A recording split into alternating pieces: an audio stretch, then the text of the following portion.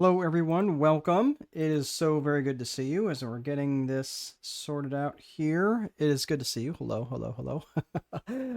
Very glad to see you here. We've got a lot of people who registered for this, and I was just trying to check to see, make sure we got everybody, get everybody the link. Hello, Mary. We got people already burning it up saying hello. Hello there, Sean. Is it Sean? Very good. And Mary Adams, it's very good to see you. Hold on one second. Something changed. And I do not like. There we go. Hold on one second, guys. Sorry about that. Nope, that's not what I want. Let's try that. Oh, I know what changed. I know what changed. Sorry about this, guys. This is going to take me just a hot second because this is going to drive me bananas. The color changed and I did not authorize that. There we go. Okay. Very good. So it is good to see you all. Thank you guys for sticking around for the few extra minutes. I know we were just getting a slow start here. Let's see. And we've got a few people selling one-to-one. There we go. That's what I was trying to do. Save. There we go. All right. So now we've got Mary Adams. Um, you are in Tennessee and in real estate. Very good. I've got some people who live in the Nashville area. I got Javier saying hola or hala, depending on how you want to say that. Sandia is saying hello. And let's see, we've got a few other folks here. Please let me know what kind of work that you're into as well, just so I can make this relevant for you. We got Javier, Sacramento County, covered covered California, certified insurance agent. Excellent, very good. And let's see, Gasson, good to see you again. My name is Gasson. So glad to have you again in this meeting. Oh, very good. Yeah, good to see you, Gasson. Is it? Nope. Mary, that was just me. That was just me being stupid and slow. But I think I've got it all figured out now. All right. So if you are joining, see a bunch of you are joining from YouTube. Very good. If you are, please let me know where you're from and what line of work that you're in, because we are here to discuss this topic right here. Why are you not? There we go. Man, everything is working against me today. Selling without fear and selling with and feeling in selling without that icky feeling where you're like, ugh, here we go. Here we got this gross feeling that I'm getting ready to ask for money. And I know if you have that not a great relationship with money, and this is just something that I've had to work through.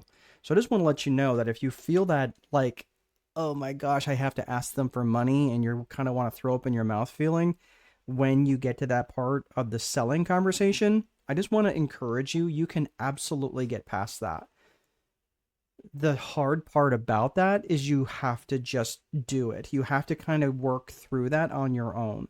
And I will tell you that if you are that kind of person where you feel like, man, I just hate for that part where I have to ask people for money, that is because of your bad relationship with money and your thoughts around money, not theirs. Now, if they have a bad relationship with money and they're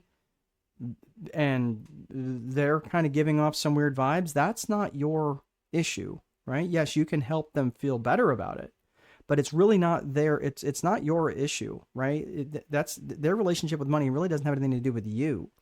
And I'm just saying, like, when you're in the selling conversation and you're feeling kind of gross or icky or you're feeling salesy or you don't want to ask for the sale because you're feeling like, no, that's just, I don't want to be that guy, I don't want to be that gal, you need to set that stuff aside, because that is about a relationship with money, and that's probably holding your sales back more than any other thing. So just letting you know, you can absolutely get past that. That is something I had to work through.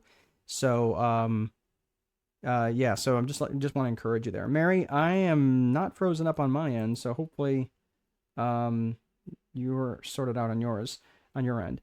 Emily Fisher, Orange. I'm assuming you're Orange County, California.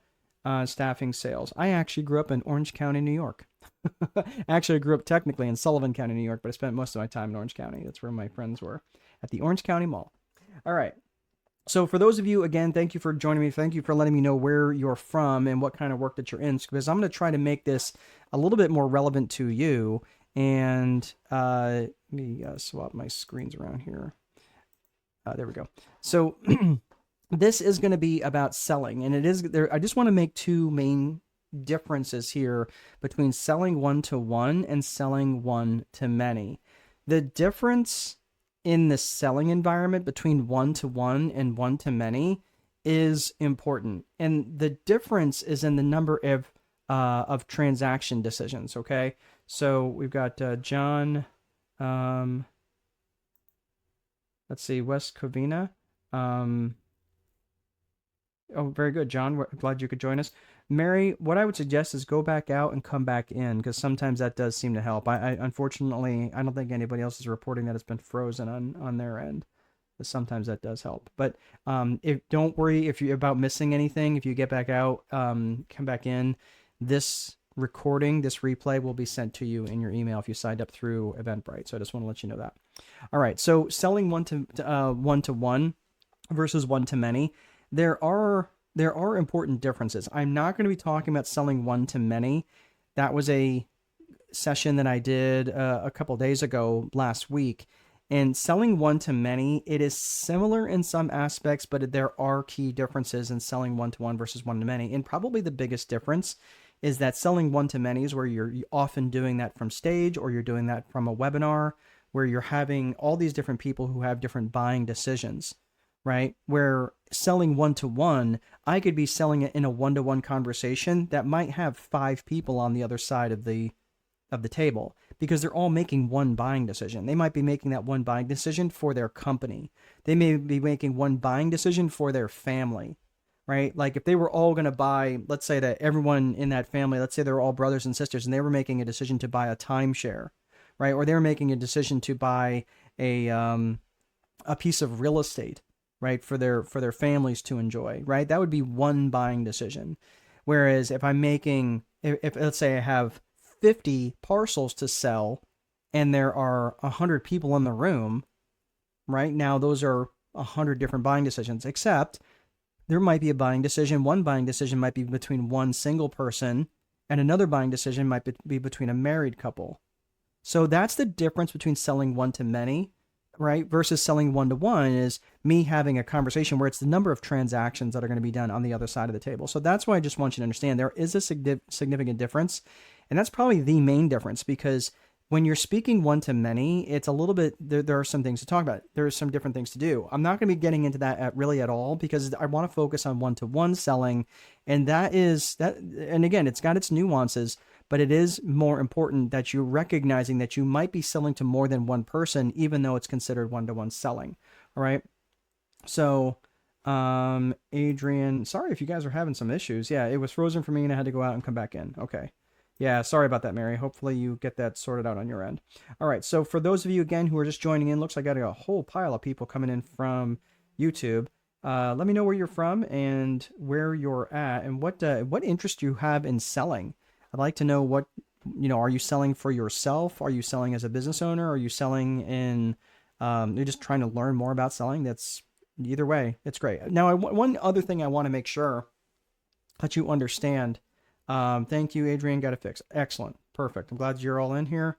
Got in late from Northern Ireland. Pamela, we have been waiting for you. No, I'm just kidding. That's okay. I'm glad you, it's all right that you got in late. It is late there. It's probably what, 8:15, 9:15, depending where you're at. It's late there. It's dinner time. So hopefully you're not staying up too late. Got from people from El Paso, Texas. Hello, Jason. And Adrian is from Northern Ireland. Okay, so Pamela and Adrian, looks like you guys are both in Northern Ireland. All right, very good. 8:16 p.m. That's what I reckoned. All right, very good. Well, it's good to have you here, Pamela. So one other quick thing I just want you to think about is selling is a little bit different too than lead generation. And I will mention this here in a little bit when I go through the agenda, when I start talking about the 4 core functions of business, but lead generation and sales are not the same things. Sometimes selling people who are involved in sales also have to develop their own leads. Again, I'm not going to be talking about that specifically because I'm going to assume that you've gotten the lead. I'm going to assume that you've got that person already in front of you. And if you don't have that person in front of you, that's a whole other topic. That's a whole other thing. And generally, I'm just going to give you this one little piece of advice right now. If that is where you're struggling, that's not really what we're going to be talking about today, but I do want to give you a little bit of value here, is that you do need to be spending time in volume. Volume fixes a lot of things when it comes to lead generation, and it's probably just really about having a lot of conversations with people who are your ideal client avatar. We're going to get to that here in just a second. All right, so let's get to the meat and potatoes, right? Now, one thing I want to make sure that you understand is when you're selling, what we're not aiming for are satisfied customers, right? We're not even aiming for happy customers, okay? What we're aiming for are raving fanatics about your business. Because I want you to think about this when you're selling and you're in the selling environment and you're just seeking a satisfied customer. I want you to think about this. Think about the last time that you and your significant other maybe went out and you went to a restaurant and you sat down at the restaurant and you were seated in an appropriate amount of time, and the waiter or waitress came and handed you the menus and was pleasant and brought some waters and some drinks to the table, took the order, and was an acceptable amount of time for the food to come. And they were, checking on you every now and again. And you ate your food and the food was satisfying. And you paid the bill and the bill was reasonable. And you left. And you were satisfied. I might even dare say that you were probably happy. How many people are you going to tell about that satisfactory, quote unquote, happy experience? Are you going to tell many people? Probably not. This is why satisfied customers are the base standard. That's the default setting. That doesn't tell me anything when you're aiming for a satisfied customer. I want you to be aiming for raving fanatics about what it is that you do. And when people start talking about you in that raving fanatic type voice, like, oh my gosh, you have got to go and check out this restaurant. Really? Why? Because they did like so much. Like as soon as they came in, they did this, they did that, they did this, and then to bring it around, then they brought this out. And you're like, what? Right? I mean, so what I'm saying is, how can you aim for raving fanatics about your business, not just satisfied customers? That's because, again, that's the default setting. Does that make sense? Let me know that makes sense in the comments, because if you're just aiming for satisfied customers, if you're aiming for happy customers, I'm telling you, you're aiming at the wrong goal. You're aiming at the wrong standard. You're aiming at the wrong target. You need to be aiming for raving fanatics. Thank you, Mary. This is what I'm saying. Like, this is really critical. So just again, type in there. Thank you, John. So type in there. Yes, raving fanatics is what you're looking for. That's exactly right. So let's see here. Gasson, in my own company, always thinking to be best choice, a selling client because they want actually fear. This makes, sorry, I'm trying to decipher this. I know you might be typing on your phone. In my own company, I was always thinking it would be best choice a selling client because they want to actually fear this making sometimes unhappy. Look, the thing, I think I know what you're trying to say here. Again, sometimes I would rather have someone, thank you for putting that up there, Gasson. Yes, raving fans is my goal. Raving fanatics. Absolutely, Pamela. Adrian, excellent. Yes, this is what I'm talking about, is you're aiming for that raving fanatics, because your job is to create trust with the prospect, and they will trust you when you demonstrate high levels of competence, when you demonstrate high levels of character, when you know what you're talking about and you show the type of core values that are in alignment with their core values. Okay, again, we'll bring this up here in just a little bit. But again, your whole job is to create trust with the prospect. So how do you do that? Do you do that just by being satisfactory? Do you do that just by being nice? No, of course you have to do what they're expected, but you also have to. So again, you can't go. It's like if you were trying to go the extra mile, you first have to go the mile, right? You have to meet the minimum expectations, but then that's when you knock their socks off with superior service or salesmanship. Okay. All right. So one of the things, I love this story, and I just want to make a couple of points here. I know we're kind of getting off to a slow start here, but it's saying, What is that? Slove, not sell. Not sure what you mean by there, Mary. Um, but so oh hey there, Malia. Good to see you. Let me know where you're from and what line of work that you're in. We're talking about selling one to one here. So this is an interesting story. This is an American football story, and back in the mid part of the '60s. Solve. I think that's what you meant. Solve, not sell. That's right. So, and this is exactly what we're talking about, Mary, is solutions based selling. Now, it's a little bit different than from consultative type selling, although it is similar. But at some point, you have to stop the consultation, right? And again, we'll bring that up here at the end here. But let's talk about this American football legend that we talked about that I brought up before. This guy named Vince Lombardi.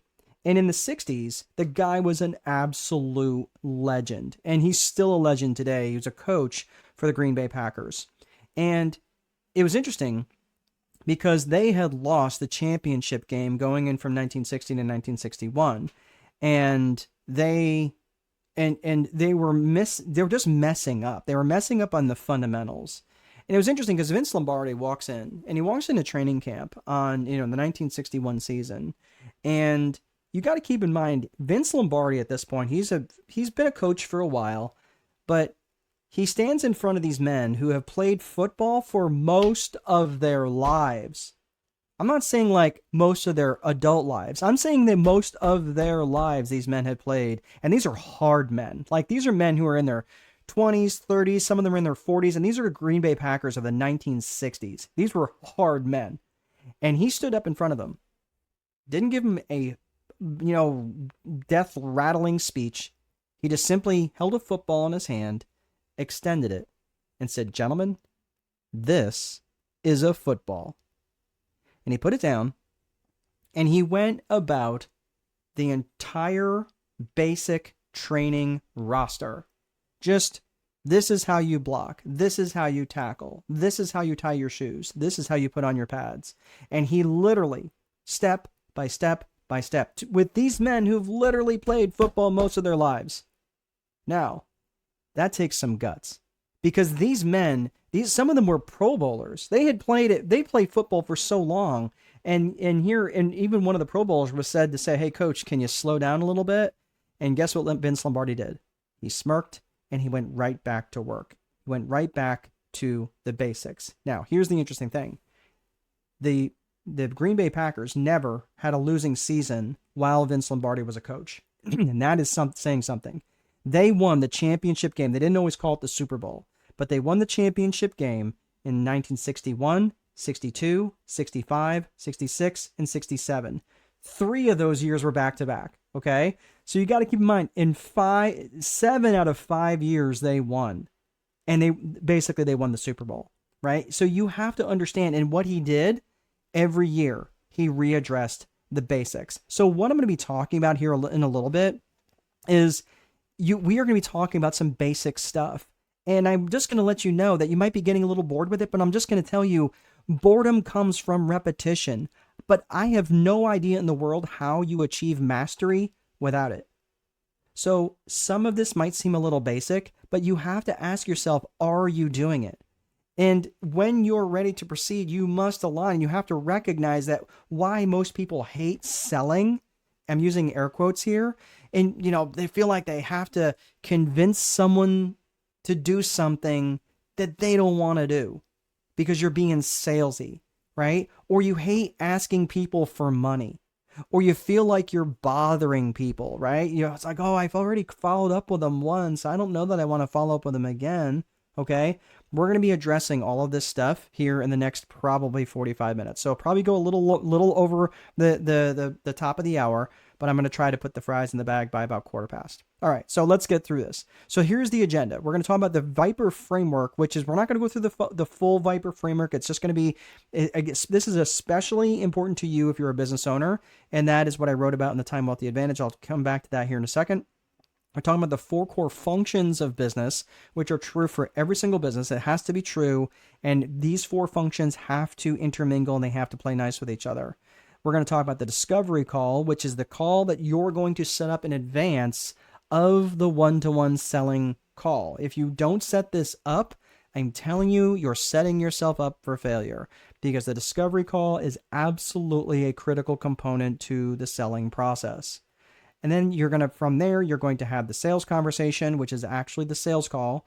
And then we're going to be talking about success strategies beyond there. So what we're talking about specifically is a strategic approach to managing your life, your business, and specifically your sales process. Strategic means, by definition, top down. Okay, so for those of you who are out there still listening, type top down. Type top down.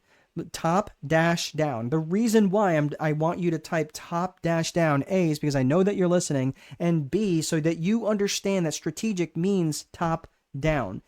We're not going to get into the super granular things on how overcoming objections and this and that. Very good. Thank you, Mary. Thank you, John. Excellent. Thank you, guys.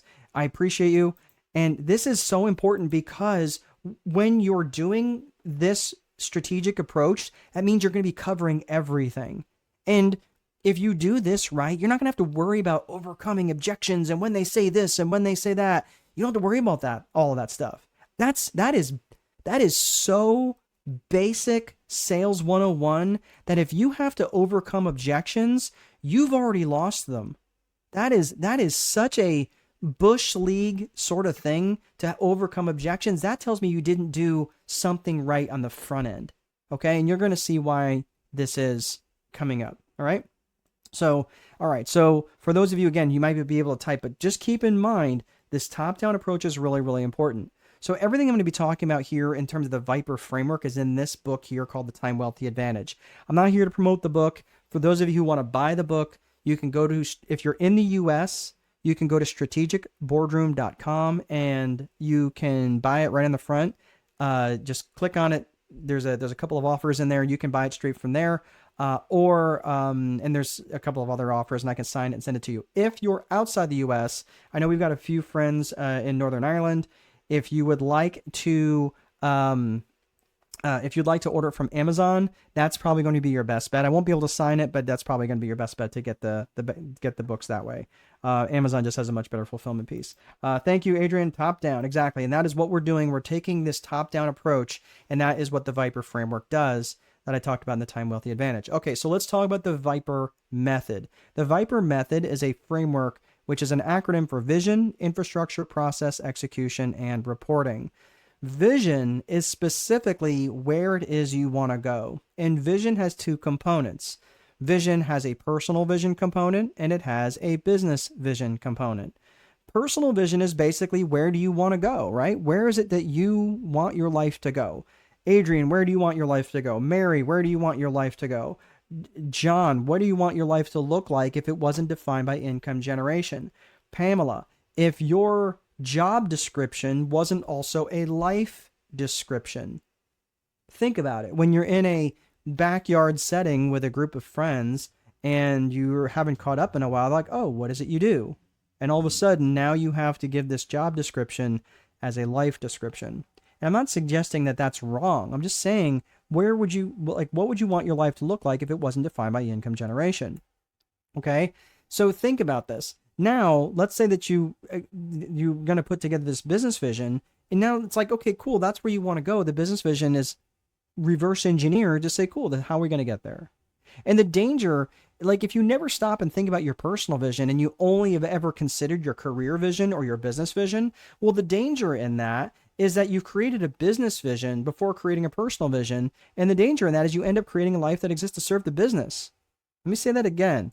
The danger in creating a business vision before creating a personal vision is that you end up creating a life that exists to serve the business. And I'm just telling you, that sucks. It's an empty well that just never gets filled in. So if you're going to take the time to really get clear, I want you to think, like, just what are some things you look forward to in your life that is important to you and your personal vision? If you're married or you've got children, what do you want? What is your vision for your relationship in your marriage? What's your vision for your relationship with your children or your parents or your siblings or your friends, right? Maybe it's your faith. What's your relationship? What is the relationship you want to look like with your fitness, your wellness, your relationship with food? Okay. Think about all of those things. And that's where you start to craft that personal vision first, and then you're going to have that business vision reverse engineered to deliver that for you. So here's the thing, the interesting thing about this is that when you're heading into the sales conversation, the biggest thing that you can do in advance is research. You have got to know as much as you possibly can about the people that you're selling to. You've got to know as much as possible as you can about your product and service. And you also have to know as much as possible about their level of pain. And pain is what's really going to drive and motivate people. So if you're thinking about this, I really need you to think about, like, pain is what's going to motivate people far faster than pleasure. Pain motivates people far faster than pleasure. So think about it. Let's say that, in my mug here, I had a candle burning. Okay. And let's say, inside inside there is a candle burning, and I put my hand over that. Okay. Now, after a minute, it's going to start to smell if I don't pull my hand back, right? But my point is, if I put my hand over that candle and it starts to burn, am I just going to go like, oh, let me just move my hand away? No, I'm going to jerk my hand away after it starts to burn. Make sense? It's because we're much more motivated to move out of pain than we are towards pleasure. So it's really important that you recognize what their potential pains are. Because when you understand their pain, now you can start to bring things up and go, oh, okay, yeah, let me ask you something. Is this something that's a pain point for you? And they're like, oh my gosh, yes. Okay, and you're like, yeah, I kind of thought so. Or, hey, is this something that's a pain point for you? They're like, no, not really. I'm like, yeah, I didn't think so. Okay, either way, you're good. You just got to know how to ask the right questions and don't paint yourself into a corner. You go, that's a pain point for you. And they're like, no, it's not really at all.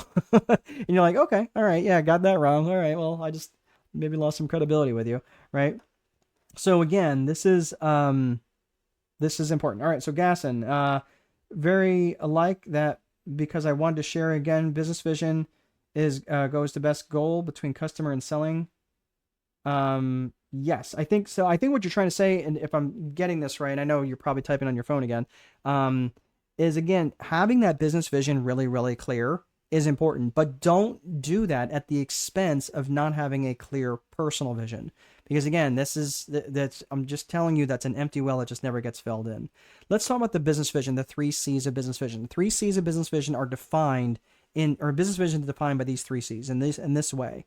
And I'm just telling you now, anytime I have been invited to come in as a strategist, or work with a company as a strategist, or work with a company as their fractional CSO, their fractional chief strategic officer, and working with their C-suite of people, anytime I have been brought in, I'm telling you, there is a void in one of these 3 C's. Sometimes all of them, but generally almost every single case, it's more than one, but in any case, it's at least one. In every single case, it's at least one.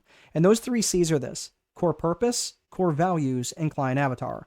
Core purpose, core values, and client avatar. And you might be thinking, what does this have to do with selling? It has everything to do with selling, and it's going to make sense here in just a second.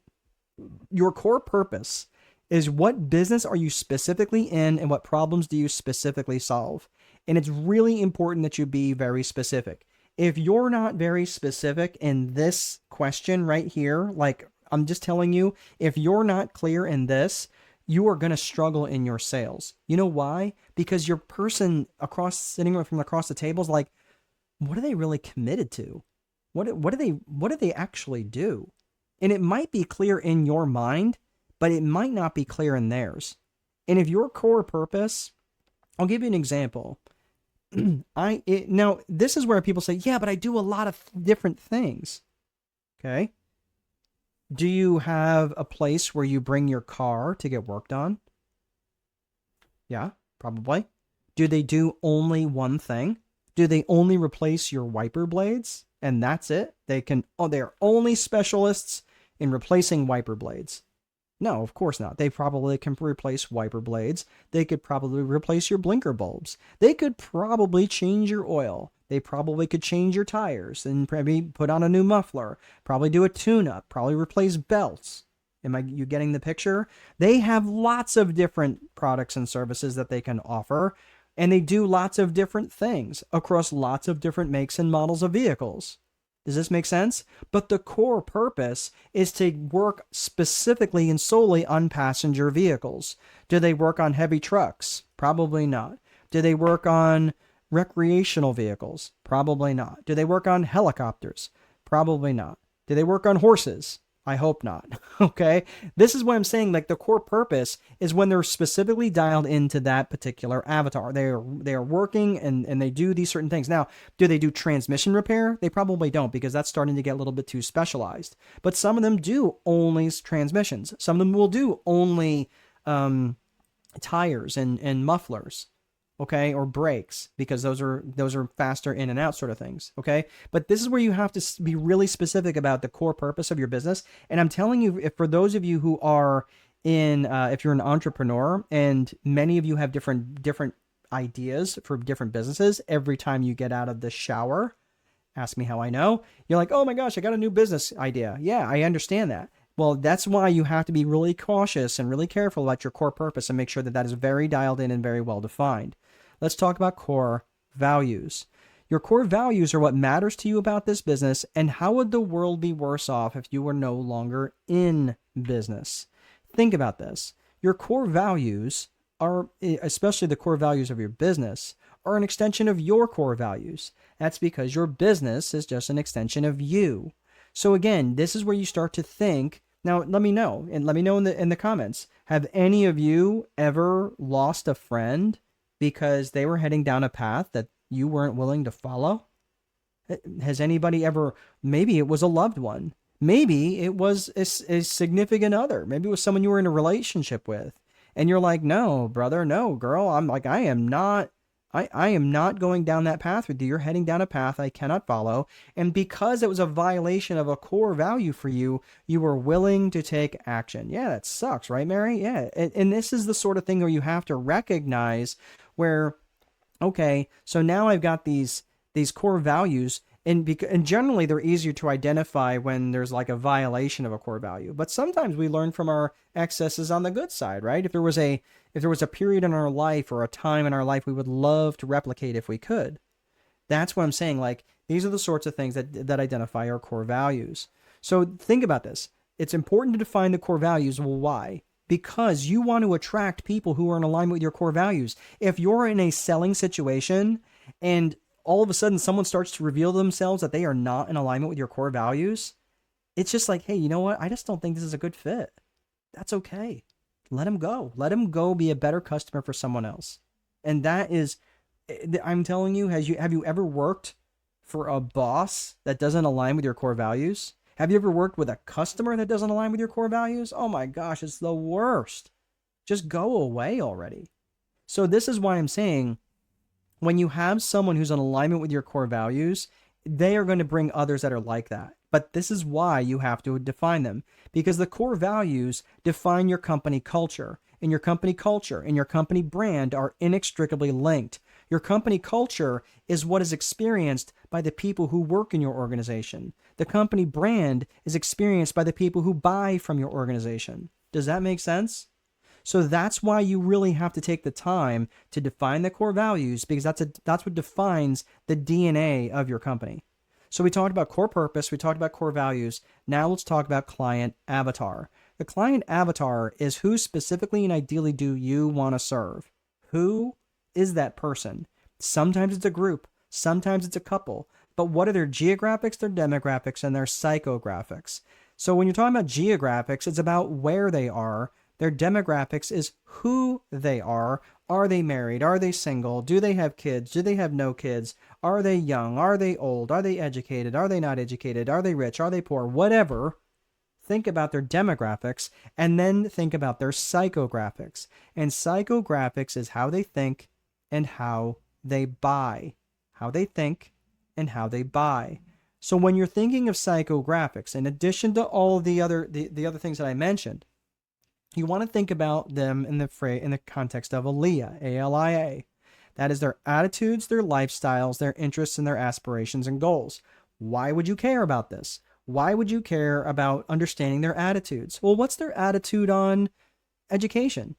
What's their attitude on politics? What's their attitude on reading? What's their attitude on religion, right? Whatever, like whatever their attitudes are, it's important that you know that. Because again, would you want to work with someone whose attitude does not align with your core values? Probably not. I will tell you that, like I tend to I tend to attract people who are married. I tend to attract people who have children. I tend to attract people who are Christian, but does it mean I won't work with them if they're not? Any of those things? No, I'm just saying that those are the tens of the types of people because we have similar attitudes. We have similar lifestyles. I'm 53. We've got a 20-year-old. We've got a 17-year-old, both boys, and we've got a 3-year-old daughter, right? And you might be thinking, oh my gosh, right? You did not do the math on that, Mark. No, I did not. When I was 50 years old and going, wow, we're having another baby. Okay. Right. But the thing is, she's an absolute blast. But the thing is, these are people, like I tend to attract people who also have children at home because I understand what that busy lifestyle is like and they want to spend time with their kids, right? Think about their lifestyles of, are they young and jet setting or are they young and kind of homebodies?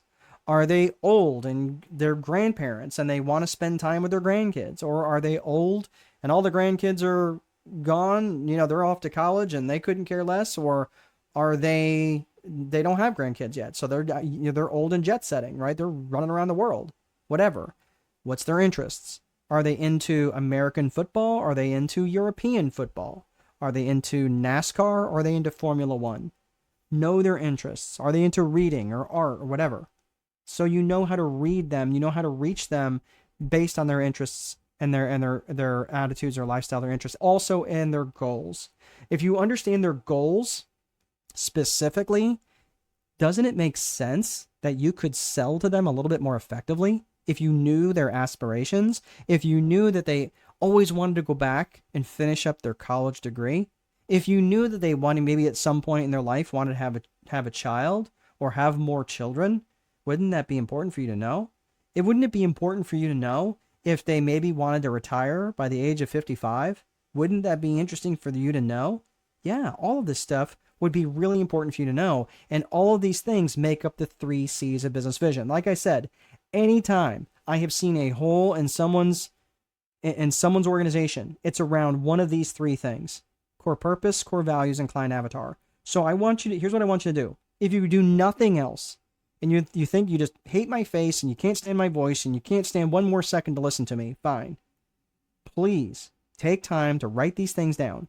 Because if you're not writing them down, the problem is your mind is going to change over time. I want you to write them down and commit to what these things are. And again, if they need to evolve, that's fine. But keep them written down because they will get better. They will get more honed. If you're just relying on your memory in terms of what these things are, you're going to keep shifting and moving around. And it's like trying to score a goal with a moving goalpost. Okay? So take the time to write these things down and get very clear. All right? So let's look at the next piece of the agenda.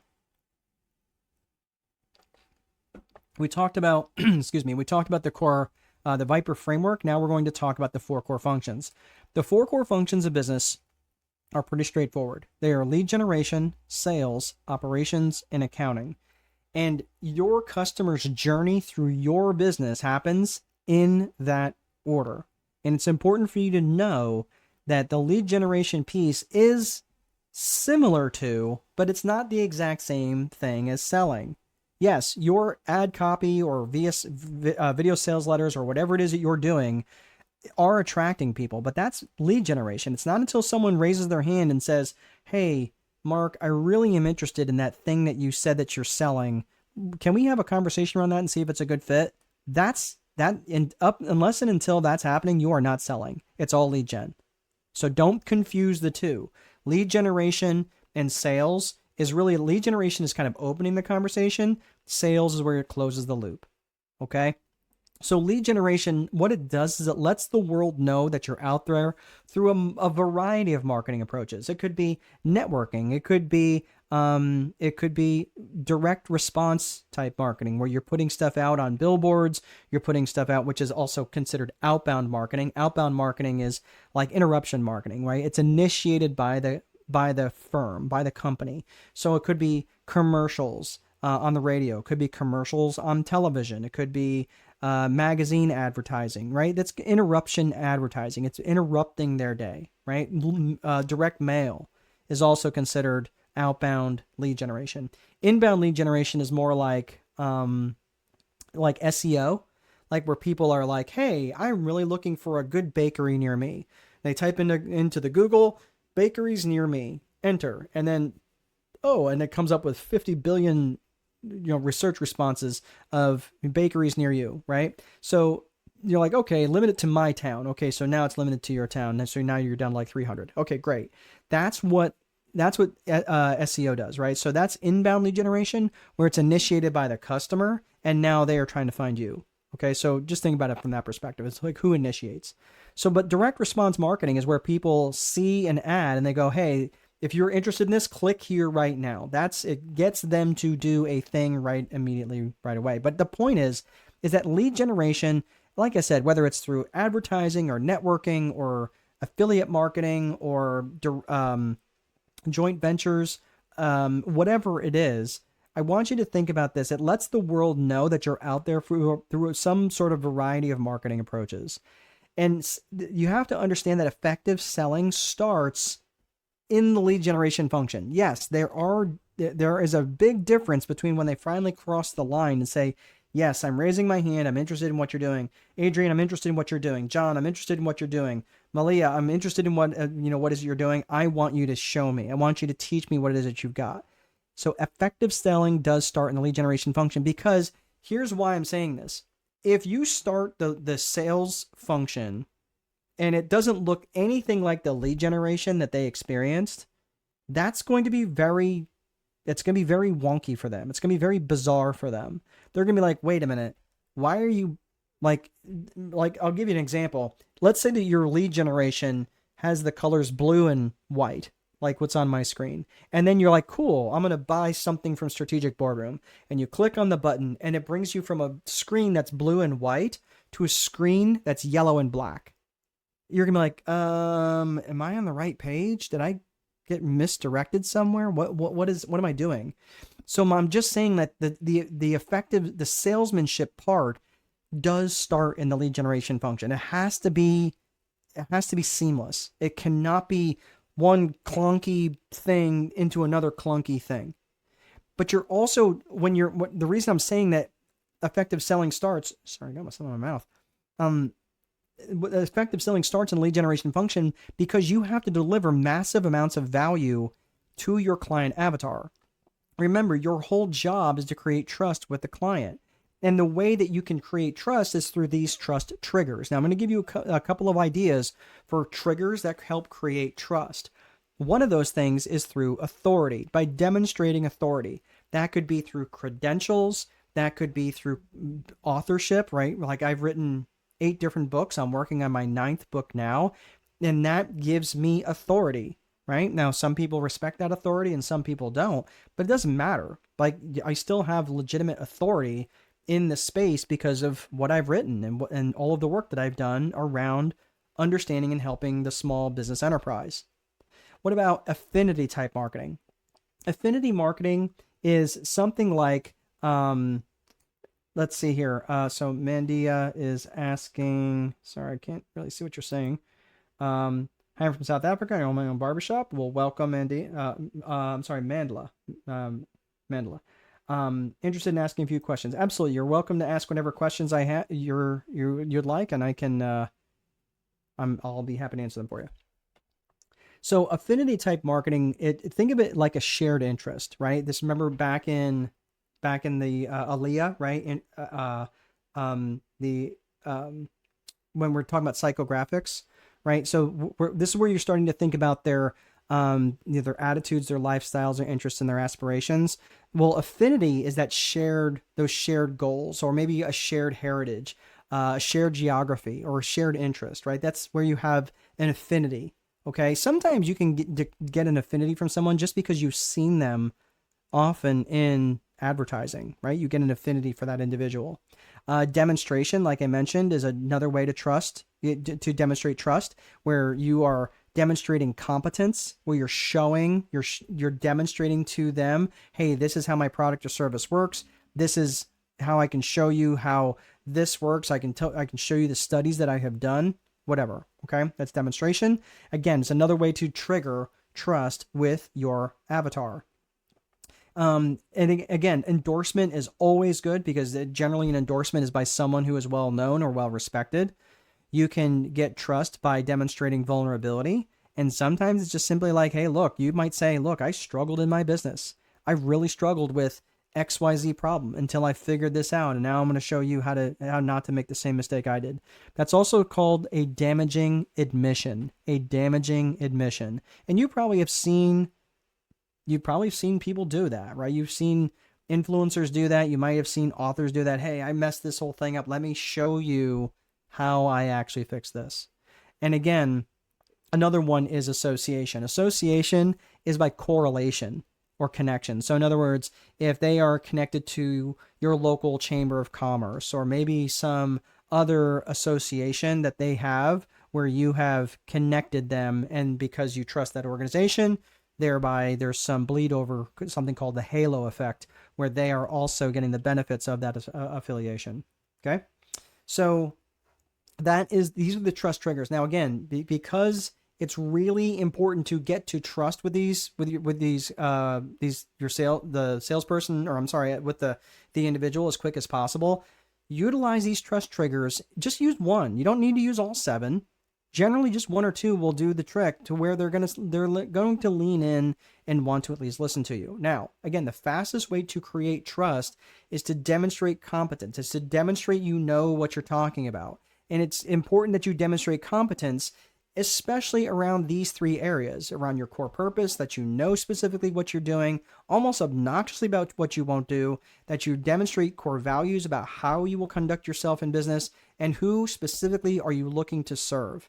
Because if you're trying to say, well, we serve anybody, right? Okay, really? Really? Because I kind of like to feel like you value me a little bit more than just anybody who shows up with a few bucks. Okay. So again, you're not going to be able to deliver on competence that's relevant if you're not clear on your core purpose, your core values, your client avatar. So you have to get clear on these things. You just can't wing it. All right. So again, it's much easier to deliver value to these people, and much easier to sell to them if you are bringing things that they find valuable.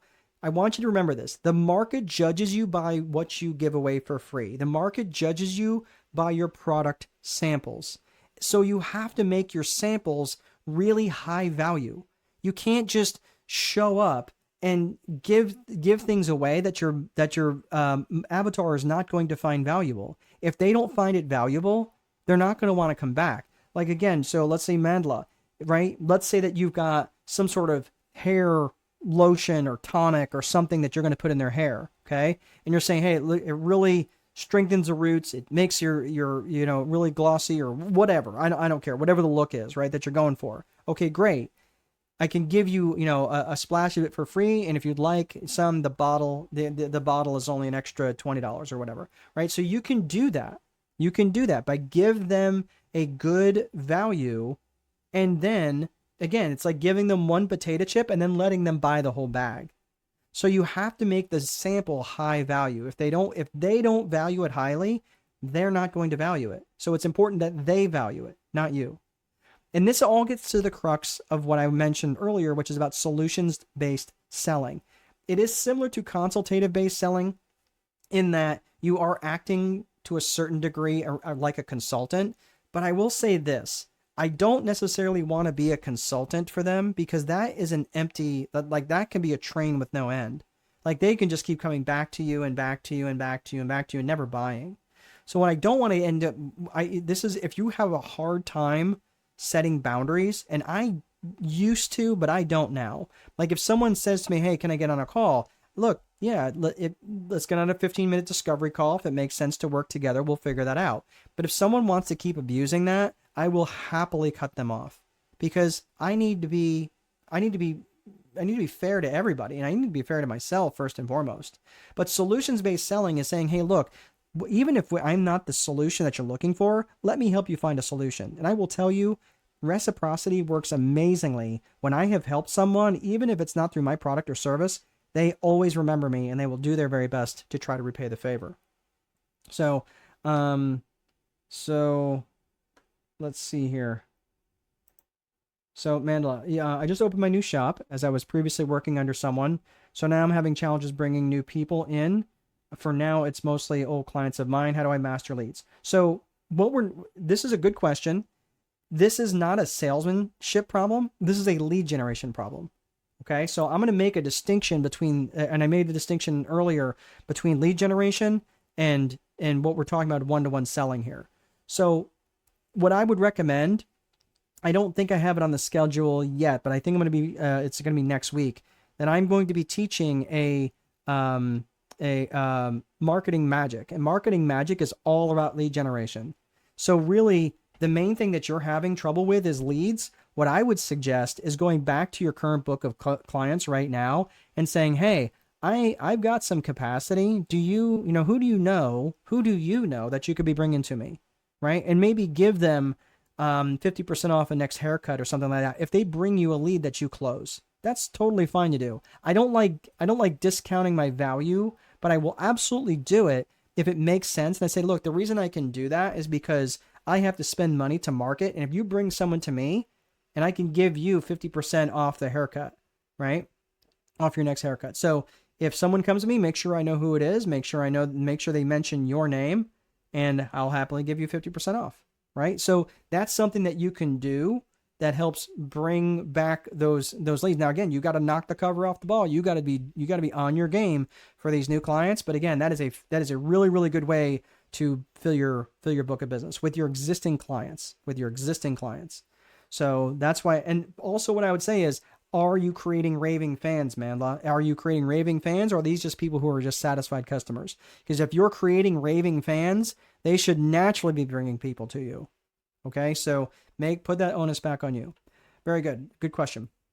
So, discovery call. So discovery call, this is where you now have a person that is sitting in front of you. They are having conversations with you. They're having coffee with you. And now what you're looking to do is align your lead generation and your sales. So this is where you have to be really, really careful, because the reason, if they are not aligned, let's say for argument's sake that like I said earlier, you've got a blue and white screen and you click on the thing and it brings them to a yellow and black screen, that is misalignment. And this is what happens, is the confused mind will always say no. So all of this effort that you put into your lead generation, and all of a sudden they're sitting in front of you in sales, they're like, dude, I don't know how do we get here all of a sudden? There has to be a natural continuation from people walking in, inquiring about the thing, and the sales people or you knows exactly what they're talking about. And you just pick up the conversation right where it leaves off in their mind. And everything, this is why it's important that you bring them, and the salesperson or you are directing them to the core offer. Now, the core offer, what is the core offer? The core offer is, if you were telling me, if you were trying to sell me right now, would you be able to tell me what your core offer is without any hesitation whatsoever? Right? Like, would you be able to do this? Now, I'm not saying let's go back to the repair shop, the car repair shop here example. I'm not saying that's we replace wiper blades. No, it's like, we really service passenger automobiles from top to bottom, with the exception of everything but the drivetrain. Okay, so you don't work on transmissions. Nope, but we will work on anything up to, but including that transmission. Okay, perfect. I understand that. Will you rebuild motors? Sure, we will rebuild motors. It's not our bread and butter, but we will do that. Okay, great, right? So now you have an understanding of what it is that you do, right? Or that you're really clear on your core offering, but you've got to be really clear about this when someone asks you. If you are wandering about this and you cannot say it in 2 breaths, if it takes more than 2 breaths to describe this, you've got to work on it.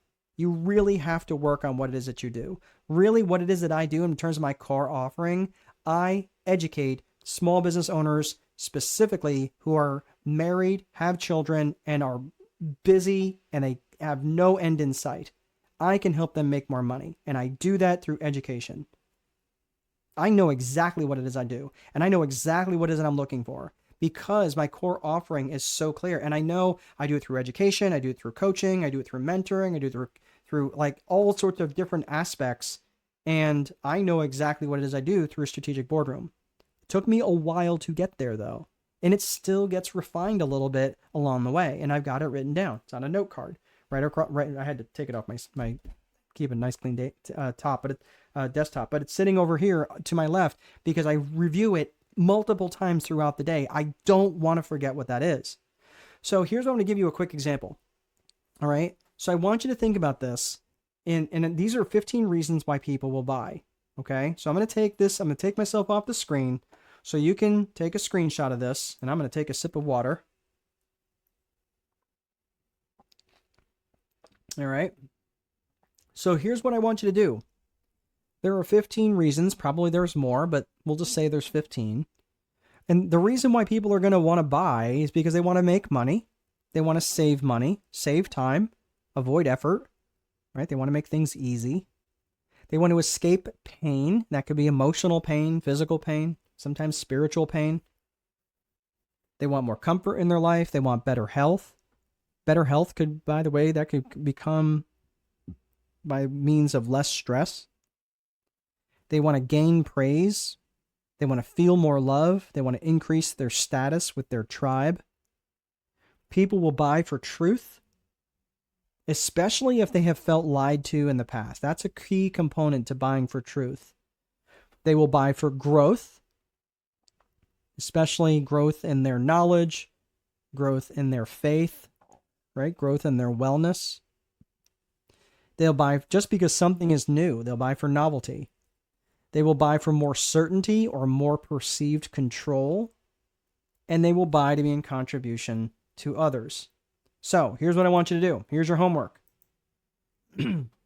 What I want you to do is I want you to write these all down. You put them on 15 different pieces of paper for all I care. You can do it, or just, back to front. I don't care. But here's what I want you to do.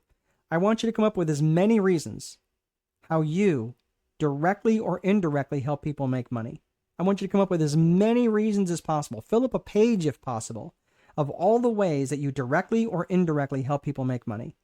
You're like, well, I don't really help people make money. Yeah, but indirectly. How do you, if you did this, it frees them up to do that, right? Like, it's like, well, I mow people's grass. That's not helping people make money. Really? Because I can make about $500 in the time it would take me to mow my lawn. So you're darn right, I'm going to pay someone far less to mow my lawn because I cannot stand spending that time mowing my lawn. Make sense? So what are all the ways that you help people directly or indirectly help people make money? What are all the ways directly and indirectly that you help people save money? What are the ways directly and indirectly that you help people save time, avoid effort, escape pain? You understand the mission? If you do, type in I understand, because this is really important. And this right here, because when you're selling to people, and we're going to get to that here in just a few minutes, but when you're selling to people and you're bringing them up on a discovery call, these are the different things that they're going to want to, like, you're going to be like, oh, okay, I've already thought this through. I know that I can help people save money by doing whatever else it is, right? So John is saying, I understand. I've got Javier saying, I understand. Okay, Mandla, understand the mission. Excellent. You got your marching orders. Adrian, excellent. I understand. Thank you. Very good. Mary is saying, I understand. Excellent. Thank you, guys. Thank you for staying so plugged in.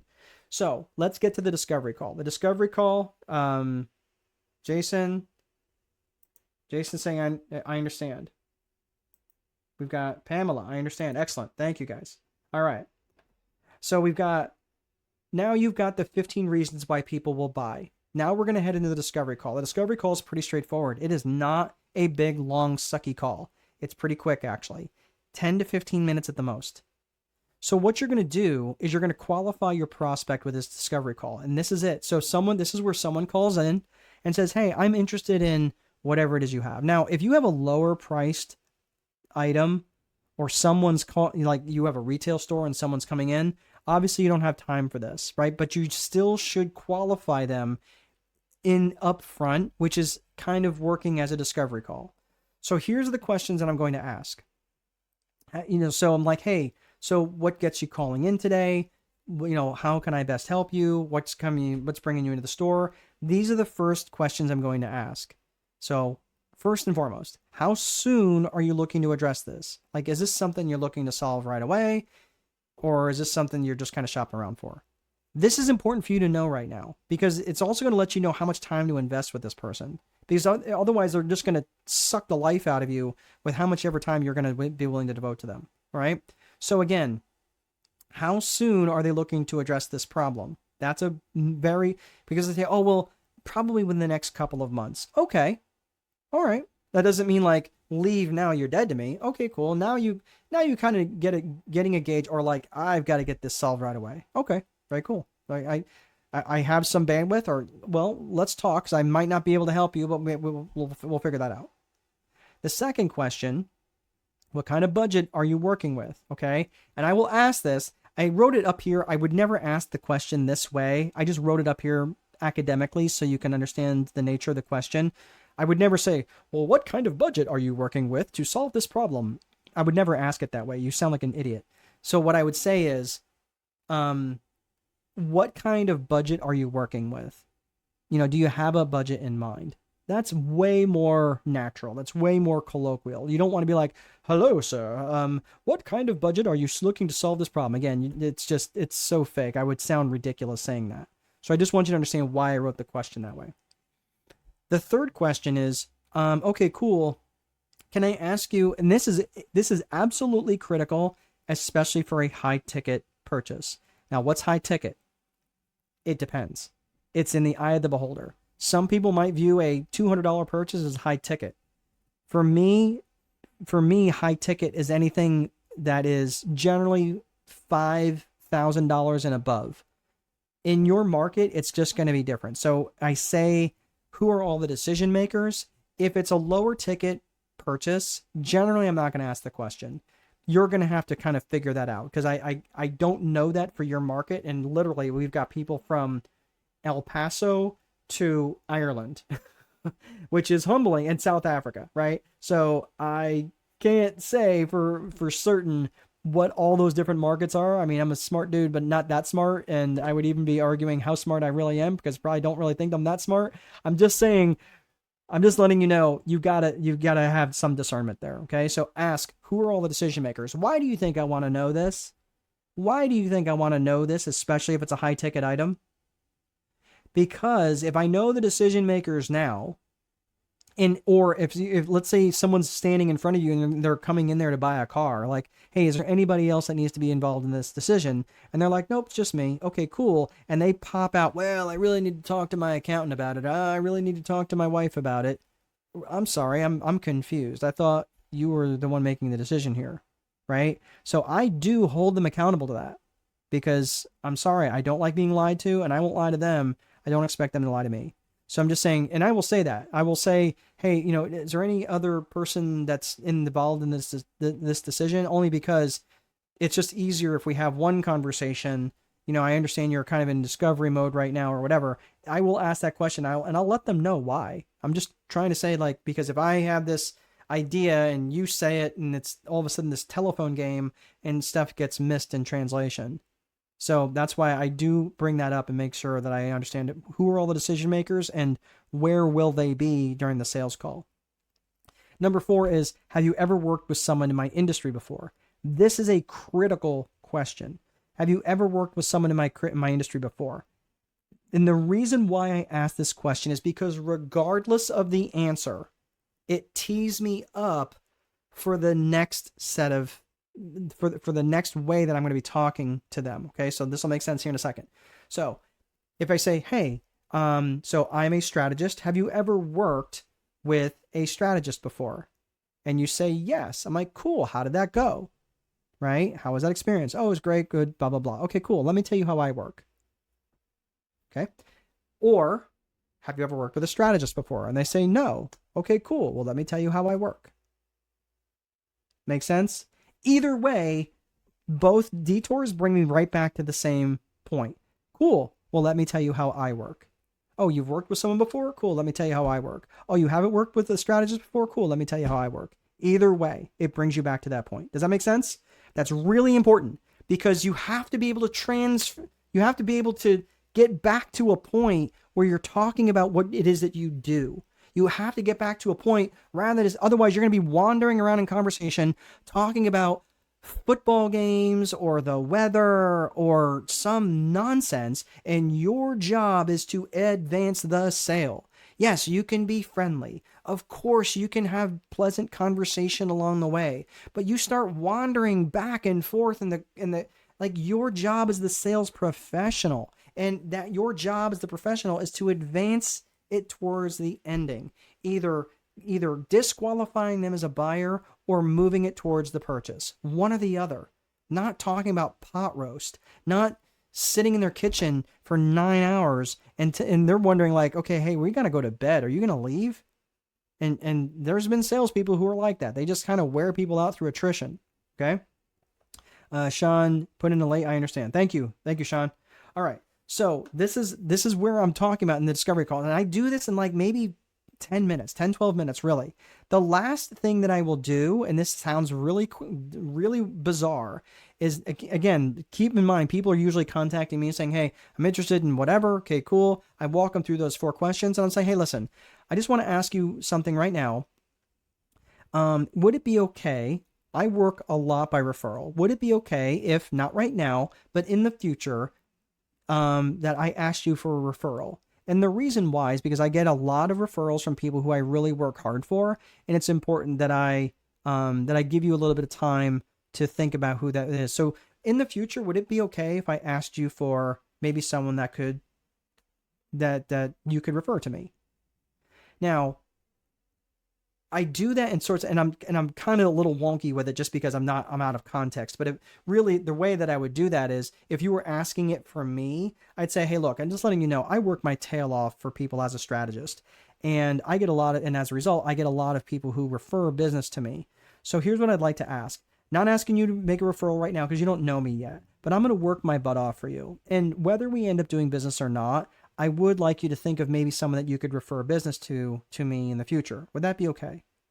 Notice I didn't ask for the referral because it would be completely out of context. Like they weren't even thinking this, but I'm asking for them to start thinking about it now. Okay. We're going to come back to this.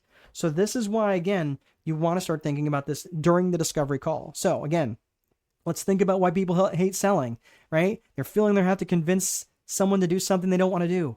Keep this in mind, right? You hate asking people for money, or you feel like you're bothering people. Okay, well, this is it. I'm gonna show you that none of this is relevant. Okay, so let's hang in there. We're almost to the main part where you're actually in the sales conversation.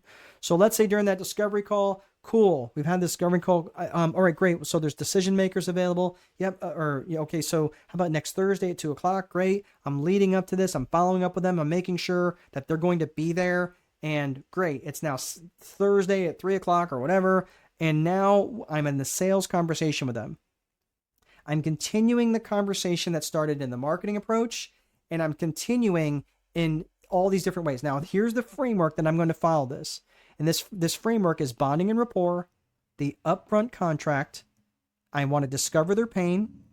I want to demonstrate competence, and I'm going to do a post-sell. Okay? So let's go through this. This doesn't take super long, but it does follow this 5-step framework, and it's pretty infallible. Like there's just, unless you're just really working with someone who just doesn't want to be sold on anything, then you're not. This isn't about convincing someone of something that they don't want to buy. This is about solving a real problem for them. So let's talk about bonding and rapport. Bonding and rapport is what reestablishes that emotional connection with them early on. So remember, you were probably jiving with them a little bit. You were probably, during that discovery interview, it really was an interview. You're really qualifying them in terms of budget. You're qualifying them in terms of core purpose. You're qualifying them in terms of your core values. Where have you heard those before? Yeah, it's like a bad damn penny, right? They keep coming back around. You have to make sure that you are qualifying them, because if you're getting it kind of the vibe that these people are not really, they're not vibing with your tribe, okay, look, I don't know that I'm the best fit for you, right? But this is where you will reestablish during this sales function, is where you reestablish that emotional connection with, hey, when I understand you went on vacation or whatever, right? You're hopefully you're reading from some notes. Okay. Now, you're also listening. You're listening for something when you're talking with them. Okay? And this is what happens when you're not really, you're just like, we were talking about fishing, and we're talking about boating, or we're talking about whatever nonsense. That's fine. It does help, but you have to also listen for something. So, what's been going on in your business? What's been going on in life? Whatever is relation and relative to what's important to them. It doesn't have to be about business. It could be about other things going on in their life but you're listening for their fears. Man, I wish there was more time in the day. Yeah, I get it. Right? Yeah, my kids are growing up and I feel like I'm not around enough for them. Yep, I get it. Yeah, that's a lot. Right? You're listening for their fears. You're listening for their limiting beliefs. You're listening for their pain. This is going to be important here in just a minute. Okay? So when you're reestablishing that emotional connection with them, it's important that you're listening to the things that they're complaining about. They're maybe not be overtly complaining, but it's just things that they have concerns about. All right? So this is the bonding and rapport function. And then there is the upfront contract. Now, the upfront contract it really just lets all the air out of the balloon. It takes any of the stress out of the situation. It takes the stress out of the situation for you, and it takes the stress out of the situation for them. Okay? So the upfront contract, what that does, it lets them know that they can tell you no. All right? So let me give you a nice, very simple way to transition from the small talk that many people don't know how to shut up from. And if I had 3 hands, I would put them all up, because until I learned how to do this, I would just sit there rambling on about nonsense until they finally brought it up. Okay? So again, my job as a professional sales individual is to advance them towards the decision, advancing them either towards disqualification or towards qualification and ultimately purchasing. Okay? This is what I will do to transition into the selling conversation. So I will say something like this. Okay, yeah, we're talking about NASCAR or football yeah, okay. Well, I guess I should probably earn my paycheck. You invited me here because you had some questions about insurance, right? Or whatever, like I'm just using that for insurance. Or, well, I guess I should earn my paycheck. You had some questions about doing some strategy work. Is that right? Okay. You see how I did that? I found that break in the conversation. Yep, well, I guess I should probably earn my paycheck. Or something along those lines. Something like, well, I guess we should probably get to the conversation. I mean, you would ask me about, initially you would call me up about asking blah, blah, blah, right? Yep, okay, great. So that's how I transition to the upfront contract. Okay, so I'm transitioning all this conversation over to the upfront contract. So now here's what I'm going to say. I want you to remember in the upfront contract is no, no, yes, yes, biggest fear. No, no, yes, yes, biggest fear. So I want you to listen for where I'm saying the no, no, and the yes, yes, and then the biggest fear. This is important. So, I'm going to use Jason as the example here, okay? Mary is saying keep the off-ramps to a minimum. Yes. Well, listen, if they want to derail and go to the off-ramps, just let them give them a little bit of a yarn to run with and say, okay, absolutely. And then bring them back. Bring them back on. They will try to derail you. And sometimes they're just doing it and they don't even realize they're doing it. But they'll put in inane comments or, random questions or, it's just things that aren't, and sometimes they're doing it on purpose because they're afraid to make a buying decision, which is important. Which is important too, because they either don't trust you, they don't trust the product or service, or they don't trust themselves. And not trusting themselves is a big reason why people will avoid selling conversations, because they know they can't say no, because you're a nice guy and they don't want to hurt your feelings, but they also know they can't afford it. Okay. So this is, very good, Mary. Thank you for bringing that up. So the upfront contract, this is what I'm saying. Okay, so let's say using Jason as an example. So Jason says, all right, so, well, Jason, look, I know you invited me here. I'll be an insurance guy for a second. Jason, I know you invited me here to talk about your life insurance policy. Before we get started, though, listen, I just want to take any pressure off of this. If at any time what I have to offer you in terms of our products, if they're just not a good fit, you can absolutely tell me no. I promise. My wife is still going to love me. My kids are still going to try to spend all my money. I'm still going to have dinner tonight. You can totally tell me no. Is that all right? Okay. All right. But keep in mind though, if I don't feel like what we have to offer you is the best fit for you and your family, I'm going to tell you no. But listen, if we think together, you say yes and I say yes, and we can figure out what that looks like on the other side. Does that make sense? And I'm waiting for Jason to say, yeah, and I will say, does that make sense? Yep. Yep. Okay, great. My biggest fear is that you're going to look at my quote and then you're going to look at a quote on the internet, and I'm going to tell you, you're probably going to find a cheaper price. But my fear is that you're not going to get the coverage that you need, that you mentioned you were worried about back when we were first starting to talk, right? Because you were worried about your neighbor dying when he was 38 years old and you're 42, and now you're worried about that. Does that make sense? Okay. All right. So is there anything in particular you're trying to cover today? Is there anything in particular you're trying to accomplish today? You see what I did there? Okay. So I did the no, no, yes, yes, biggest fear. So what I said was, okay, so I guess I should probably earn my paycheck. What you had me here so we could talk about, your insurance. So before we get started, freeze. We are actually started. We've actually started 10 minutes ago when you were doing the bonding and rapport. We've already been going at this, but I want them to know, hey, we're transitioning. But before we get started, you can totally tell me no. I'm gonna eat dinner tonight. My kids will still love me. You and I will be good. I just want to make sure it's a good fit for you. And if you don't feel like it is, you can absolutely tell me no. Thank goodness I'm not going to be sold to. That's what they're thinking in their mind. You can also, on the other hand, tell them no. Wait, what? You don't get to tell me no. Listen, did we love hearing no as children? Did we grow an affinity for it as adults?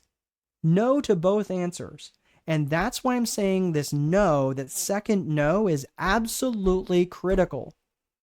This is a way you're not going to have to overcome objections and do none of that. If you do this stuff well and you've done the discovery call well and you've done this well, you won't have to do any of that nonsense. Because I'm telling you, look, you can totally tell me no. It's totally fine. But just understand that I might tell you no, because if this isn't the best fit for your family, I'm going to tell you no. You don't get to tell me no, right? So this is, yes, absolutely removes all the pressure. That's exactly right. Mandela saying advanced emphasis disqualification, or rather a qualification of sale, which ultimately leads to a purchase. That's right. That's exactly right, man. You guys are picking this up, right? You guys should be teaching this, right? So then it's but on the other hand, so you can tell me no, I can tell you no. Is that cool? Right. All right. I don't necessarily wait for the yes there, but I do wait for the yes on the other side. All right. So you can tell me no, I can tell you no. Cool. But on the other hand, if you say yes and I say yes, we figure out, that we want to work together. We'll just figure out what that looks like on the other side. Make sense? I want a yes there. And if they don't, even a head nod is better than nothing, but I want them to give me an affirmation, an affirmative of something. That's called a shy yes. That is important because you want them in agreement with you. If they will not do this, if they're just going to sit there like a sphinx, they're probably not. They're like, nope, I don't trust this person. I'm not buying from this person. And there's something there. If they're not going to engage with me in that way, I'm going to stop and go, I'm sorry. I'm feeling like you're not trusting me. Is there something going on? And I will, that's a whole other thing, but I just want to make sure that I am getting that affirmative yes from them. Now, you can tell me no, I can tell you no, right? But if we figure out on the other side, you can say yes, I can say yes. Cool. Does that work for you? Okay, cool. Look, my biggest fear is ... My biggest fear has nothing at all to do with this. Whose biggest fear is it? That's right. It is their biggest fear. So where do you think I got that little gem from? That's right. I got it from either the discovery call or I got it from the bonding and rapport section, right? I got it from when they were talking. Hey, what brings you in today? Well, my neighbor just croaked and he left his family penniless, and I don't want to do that to my family. Okay. So he's afraid. He's driven and motivated by fear. That's a big one, right? So my biggest fear is that you're going to go online, you're going to find something cheaper, and you're not going to get the coverage that you want. Oh, man, yeah, because that's exactly what I was going to do. You know how I knew that? Because I researched them. Because that's how I know what most people do is they're going to get my quote and they're going to use that to go shopping for other people. That's why I don't want to offer a Me Too product as a business coach. Guess what? I'm not a business coach. I'm a strategist. It's a very different thing than a business coach. Most business coaches don't have a lot of business background. I'm not saying that they're bad at what they do. They just ask a lot of questions and they draw out what's already inside that other individual. Right? But as a strategist, I bring lots of little individual pieces of business or information around lead generation, sales, operations, and accounting because I have backgrounds in all of them. So this is why, again, when you're differentiating yourself, this is how you're able to do this. But this is about part of you researching, but you've got to know their biggest fear, and you've also got to know what your competition is doing so you can marry those two things together. Oh, man, that's so good. Right? So their biggest fear. So no, yes, biggest fear. Okay. So is there anything in particular you're trying to accomplish today? Now that is a perfect transition to the next part of this. Is there anything in particular you're trying to accomplish today?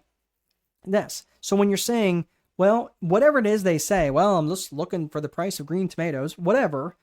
Cool. Tell me about that, right? Now you're trying to get to what would you like to accomplish today is the next main question that I'm going to ask.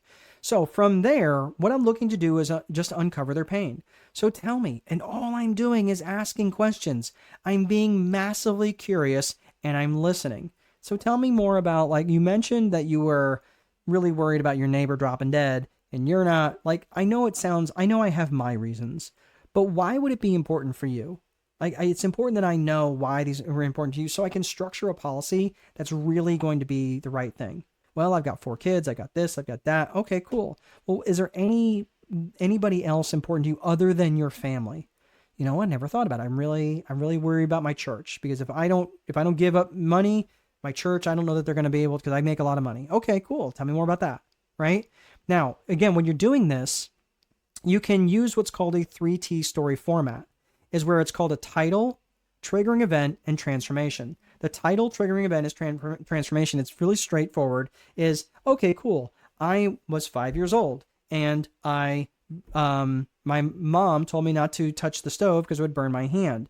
And I touched the stove. It burned my hand. I cried. My mom told me not to do that, but she was really kind about it. She put some burn cream on it, put a Band-Aid on it, and I learned. Title, I was a little boy. Triggering event, I burned my hand. Transformation. My mom was really kind about it, put a Band-Aid on, and I learned a lesson. That's all it is, right? So you can tell that title with, hey, I was growing up and, you know, I know someone who passed away and didn't have life insurance and really left their family in a bad spot too, right? Or whatever. Triggering event, right? They died, didn't have the right insurance, blah, blah, blah. And the transformation was they transformed into something not good. Okay, this all follows the format of problem, agitate, and solve. So again, what's the problem? And you see this in commercials all the time. Oh, do you have dirty clothes that stink, right? And you put them on even after you wash and it still smells like bad body odor? Agitate, agitate, agitate. Well, our solution is to buy our detergent. Make sense? Problem, agitate, rub salt in the wound, and then here's the solution. That's a very common thing that's done in the sales and lead generation. Remember, the whole job is to create trust with the prospect. So as you're uncovering pain, now you say, okay, cool. So now I think I understand the problem. Let me demonstrate my competence. And this is where you're advertising your, what it is that you can do, and you're bringing and delivering competence to them. So again, you're advancing the conversation towards the sale or towards disqualification, just like Mandela said, right?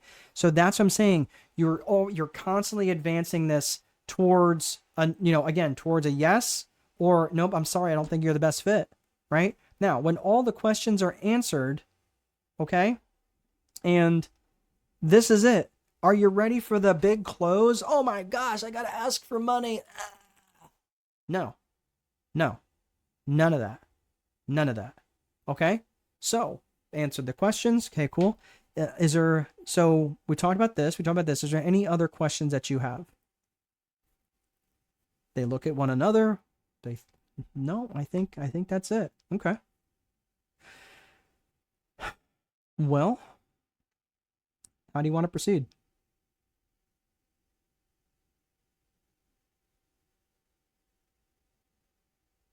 And you notice what I'm not doing in that moment? My gums are not flapping. I'm not talking to fill in the void because I'm uncomfortable. I'm actually now, I've gotten so comfortable at doing it, it kind of makes them a little uncomfortable, even if they weren't before. So, all I'm going to ask, okay, well, how do you want to proceed?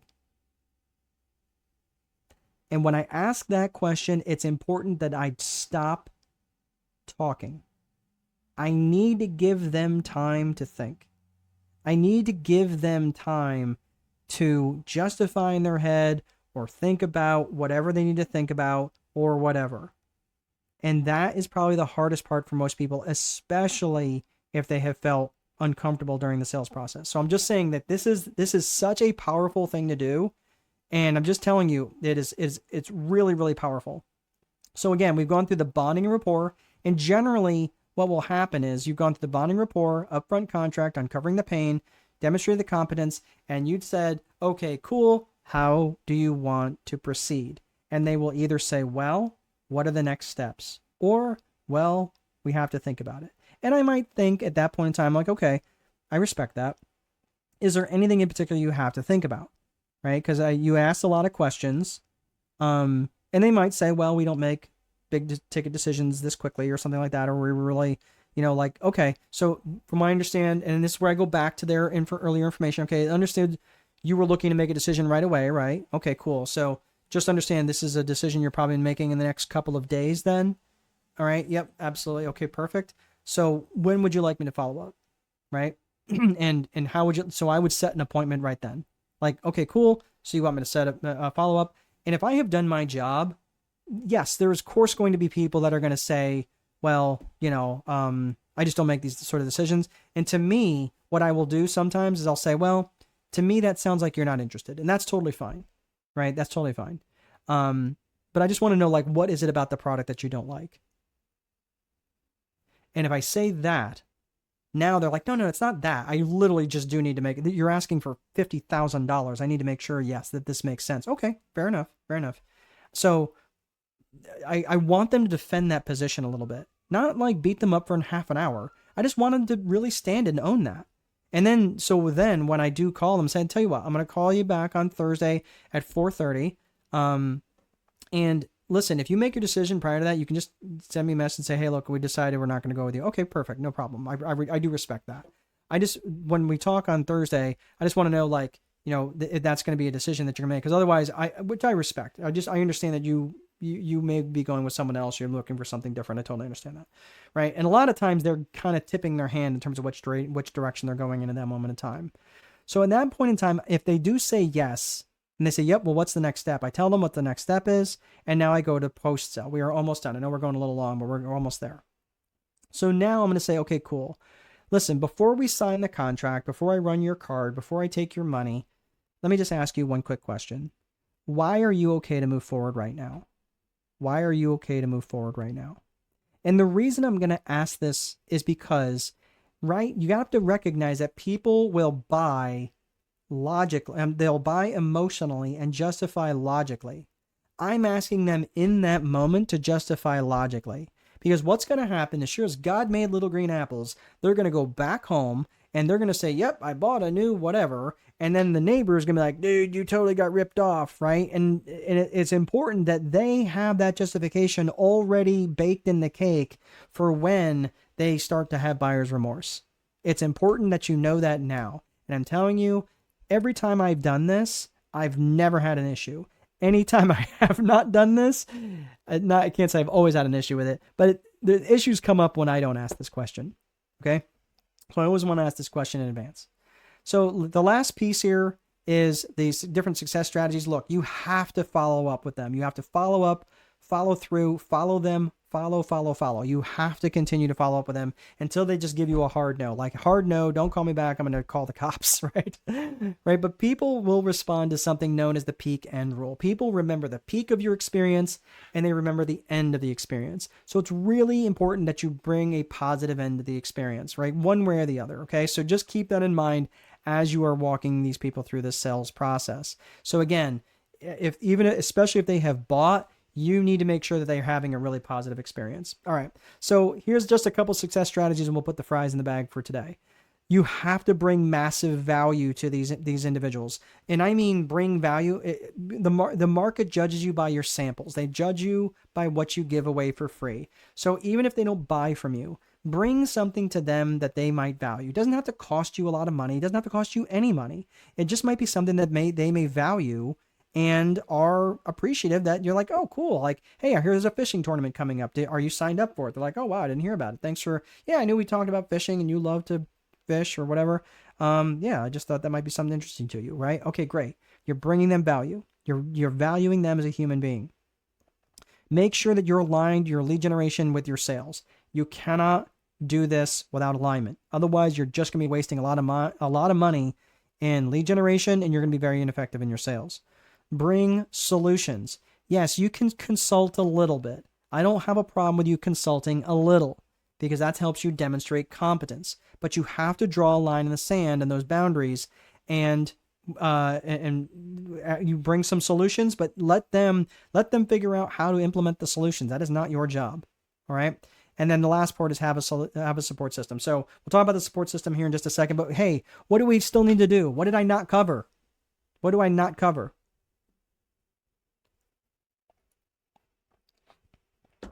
Those of you who might remember, did you get your referral? Oh man, remember I asked for permission to get the referral? Yeah, I'm going to ask for that referral. Hey, remember way back when we started talking back in the discovery call? Yeah, so I know I gave you a little bit of time to think about this. Is there anyone who you might think of that might need my product or service? Right? Get that referral and ask them at the very end of the sale, and ask that during after the post sale. That's generally what I would do. Or you can also ask that at any point after fulfillment or anything along those lines. All right. So in terms of the support system, it's interesting that this guy here, there we go. John's got it. All right. I always ask for the referral, right?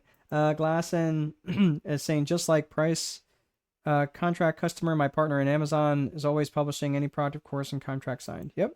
Very good. So if you can't see this guy, I'm gonna take myself down off of here, but this is a bank robber, and he is, you can see he's making no attempt to disguise his face. This guy, MacArthur Wheeler, and he had an accomplice named Clifton Earl Johnson. They robbed two banks at gunpoint without making any attempt to disguise themselves, and instead they covered their faces in lemon juice, of all things, fully believing that it would make them invisible to security cameras, right? Because lemon juice is like invisible ink, right? For those of you who remember, used to do that in science class. Well, these two researchers were baffled by this. So these two researchers named Dunning and Kruger, and what they did was they said, okay, well, there's got to be something to be said about false confidence.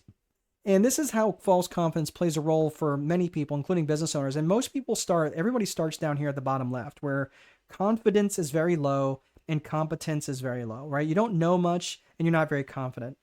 But as soon as you start out on something, your confidence is really high. Like, how hard could it be? You don't know very much, but you're very confident that you're going to be successful. But until you get to this peak of Mount Stupid, okay? And then all of a sudden you start realizing you don't know what you don't know. And you're like, oh my gosh, this is way harder than I thought. And everyone comes crashing down into the valley of despair. And unfortunately, this is where a lot of business owners give up, is they realize, oh my gosh, this was a lot harder than I thought. And many times they look for other distractions, other things to do, because they don't know how to climb out of this. But if you continue to work on your competence and you start up that slope of enlightenment, and eventually you're gaining more confidence as you're gaining more competence, and eventually you get to that plateau of sustainability at the top. All right. Well, this is interesting in terms of having a support system, and this is what I offer to you guys. If you are interested, I'm going to go ahead and put my school community up there. If you are interested, right now, as of now, it is free. I'm letting you know that is going to change very soon. Probably this week it's going to change. I'm looking at this. I'm not 100% certain. I want to make sure that I get everything aligned up. But if you'd like to click on this link right there that I just put in the description, or you can go to this if you want to type it in yourself, is school.com/strategic boardroom. You can ask me questions in there. You can chat with me in there. And just keep in mind that right now, like I said, it is free, but there will be a cost to it going forward at some point. So if you guys do have any questions, I'll hang out for another hot second. Take a few sips of water, and then if I don't hear anything, you guys can hop off. But make sure go ahead and type your questions in if you've got anything to ask.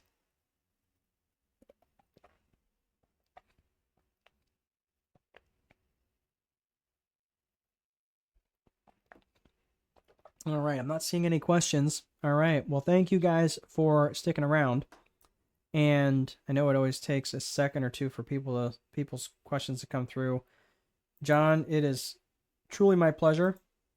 Adrian, thanks so much for sticking around for this. This was a little bit of a long one, but very good. Well, all right, that is everything that I have, everybody. Thanks so very much for sticking around, and I will see you guys in the boardroom. Take good care.